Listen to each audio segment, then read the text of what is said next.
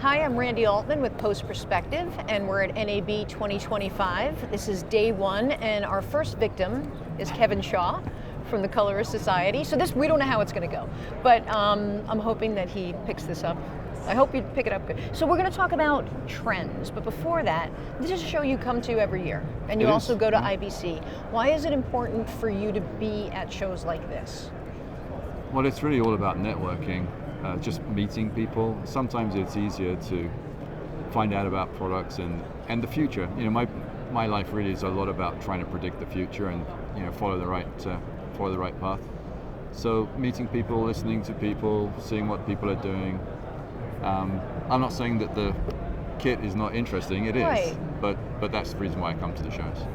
Interesting. So do you come with an agenda, or do you have like the networking part? And you guys do an event at the show as well, correct? Yes, the Colorist Mixer, which is on Sunday night. And NAB is the biggest event of the year for us. So that's 250 people came to that. Gosh, yeah, it's a highlight. When I speak to people, they're always like, it's a great event. It's pretty hard, yeah. And it just shows what networking is really all about. It's meeting people and passing on that information, especially nowadays. A lot of times people don't want to write it down and have it there permanently on the social media networks. So yeah, that's where we get together and we can just talk frankly and off the record, be honest with each other. So that leads me to the next thing, which is our industry has been going through it. Just it. Yeah. And everybody's trying to figure out a way to adjust. I think you're writing like a thought piece. I'm in the middle of writing a thought piece just about that.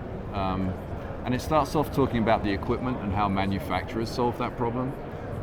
And then I kind of roll that on, extend it to how we need to treat the people in the same sort of way.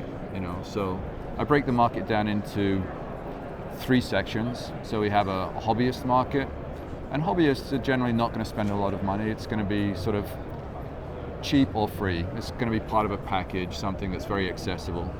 And they might be doing YouTube, they might be doing family stuff, and they might be doing short movies as well. I mean, it can get sort of quite serious, but it's going to be low budget. And in that market, you find they're doing everything. Like themselves. It's that sort of student idea of one person nowadays can make a movie, and there have been some great examples of that. I mean, Gareth Edwards, he started out that way. With Monster, yeah. So I remember working on that. It's very impressive. It took him 3 years, but he did it, and look where he is now. So there's that market.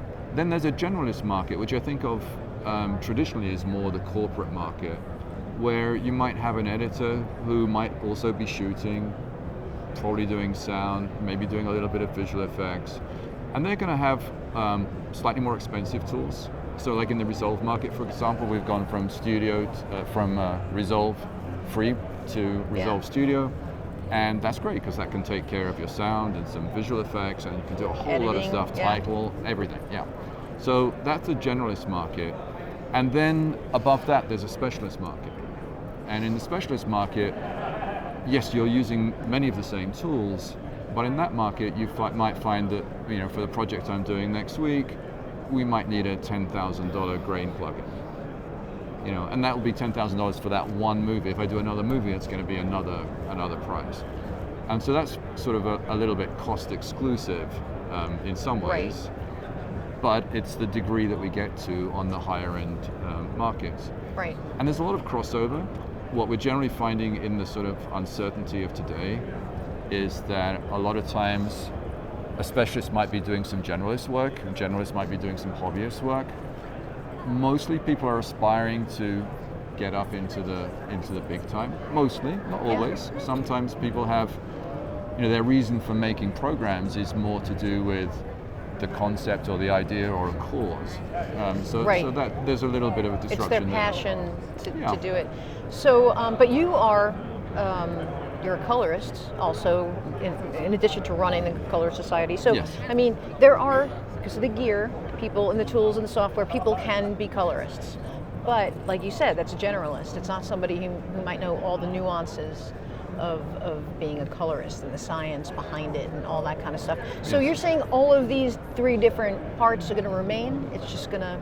Absolutely, and I think what we have to do is we have to protect those separate environments. And there's perhaps, I think, my fear is that there's a pressure to kind of push everybody down towards hobbyist, frankly. And people talk about that with AI. It's like, well, I can do that with AI for free. I don't need a specialist.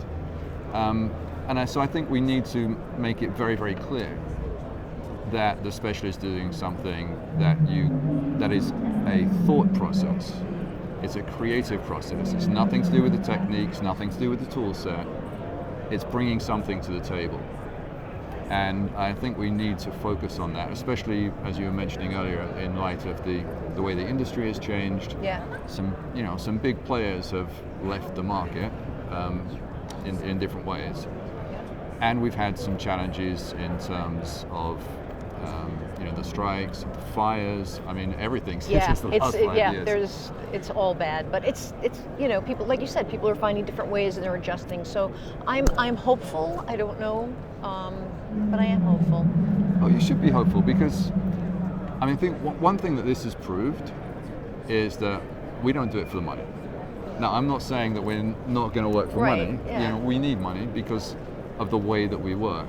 A lot of people are not working on a job full-time every time, so they're using that time to better themselves and to better the industry. But we do it for passion, and that is why it's going to survive. That's why we're all here. That's why the show is so full. That's why we had such a great time on Sunday night. Yeah. We're passionate about it. That's what we want to do, and we'll find a way to do it, no matter what. All right. I like your glass half full attitude, Kevin. Thank you for stopping by and for being our very first here at Close Perspective TV. We'll let you get out there and go check out some cool stuff. It's a lot of cool stuff. Yeah. Thank you. Thank you.